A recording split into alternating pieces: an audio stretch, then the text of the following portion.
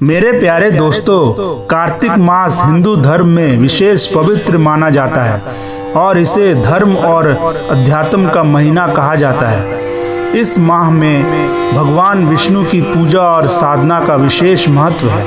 ऐसी मान्यता है कि कार्तिक मास में नियम पूर्वक व्रत, स्नान और पूजा करने से मोक्ष की प्राप्ति होती है। दोस्तों, आज मैं आप लोगों को इस माह से जुड़ी दो विशेष कथाएं सुनाने वाला हूं।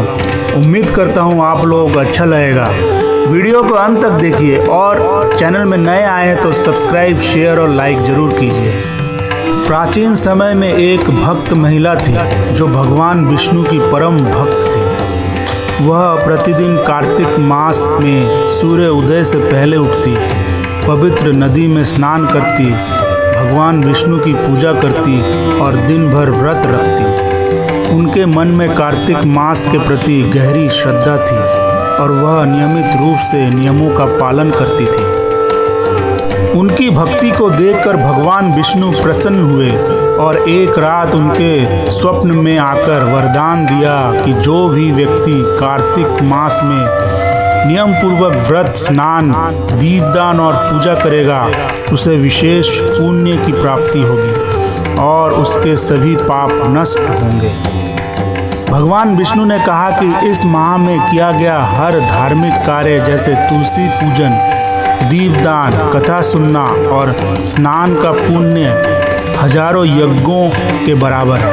कार्तिक मास को विशेष रूप से इसीलिए भी महत्वपूर्ण माना गया है क्योंकि इस समय भगवान विष्णु योग निद्रा से जागृत होते हैं, जिससे यह माह अत्यंत पवित्र हो जाता है और इस दौरान पूजा अर्चना का फल कई गुना बढ़ जाता है। इस माह में प्रतिदिन सुबह नदी या किसी पवित्र जल में स्नान करने का विशेष महत्व है।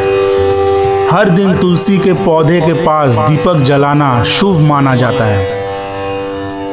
कार्तिक मास में भगवान विष्णु और तुलसी माता की पूजा करनी चाहिए।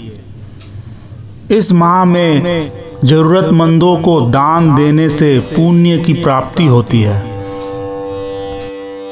कार्तिक मास की यह कथा हमें यह सिखाती है कि इस मास में की गई भक्ति और साधना से भगवान विष्णु की कृपा प्राप्त होती है और भक्त को सुख, समृद्धि और मोक्ष की प्राप्ति होती है।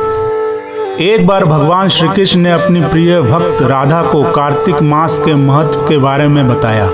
उन्होंने कहा कि कार्तिक मास में किया गया दीपदान और स्नान अत्यंत पुण्यदायी होता है। इस कथा का संबंध भगवान श्री कृष्ण और राधा के साथ साथ गोपियों से भी जुड़ा है। ब्रज में कार्तिक मास का महोत्सव बहुत धूमधाम से मनाया जाता था। एक बार सभी गोपियां कार्तिक मास में यमुना नदी के तट पर स्नान करने गई। उन्होंने कार्तिक मास के पूरे नियम का पालन किया और व्रत रखकर भगवान श्री कृष्ण की भक्ति की। सभी गोपियां कार्तिक मास में श्री कृष्ण के प्रति अपनी भक्ति को प्रगाढ़ करना चाहती थी, इसीलिए वे प्रतिदिन नियम पूर्वक स्नान करती, व्रत रखती और तुलसी के पास दीप जलाती।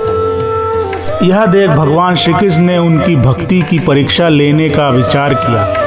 उन्होंने एक साधारण ग्वाले का रूप धारण किया और गोपियों के पास पहुँचे। श्री कृष्ण ने गोपियों से पूछा कि वे ऐसा क्या कर रही हैं जो उन्हें कार्तिक मास में इतना नियम पूर्वक पूजा करने की प्रेरणा दे रहा है। गोपियों ने बताया कि कार्तिक मास में किया गया व्रत और पूजा उन्हें भगवान के प्रति सच्चे प्रेम और भक्ति से जुड़ाता है और इसके द्वारा उन्हें श्री कृष्ण की विशेष कृपा प्राप्त होती है। यह सुनकर भगवान श्री कृष्ण प्रसन्न हुए और अपने असली रूप में प्रकट हुए। उन्होंने गोपियों को आशीर्वाद दिया और कहा कि कार्तिक मास में उनकी सच्ची भक्ति ने उन्हें अत्यधिक प्रसन्न कर दिया है। भगवान श्री कृष्ण ने कहा कि जो भी व्यक्ति इस मास में प्रेम और भक्ति से पूजा करता है उसे अत्यंत पुण्य की प्राप्ति होती है और उसका जीवन सुख, शांति और समृद्धि से भर जाता है। इस कथा से यह शिक्षा मिलती है कि कार्तिक मास में प्रेम और भक्ति से किए गए कार्यों का विशेष महत्व है। भक्ति के साथ किए गए दीपदान, स्नान और व्रत से भगवान की कृपा प्राप्त होती है। इस कथा के माध्यम से भगवान श्री कृष्ण ने यह संदेश दिया है कि कार्तिक मास में प्रेम, समर्पण और भक्ति से किए गए कार्यों का विशेष फल मिलता है।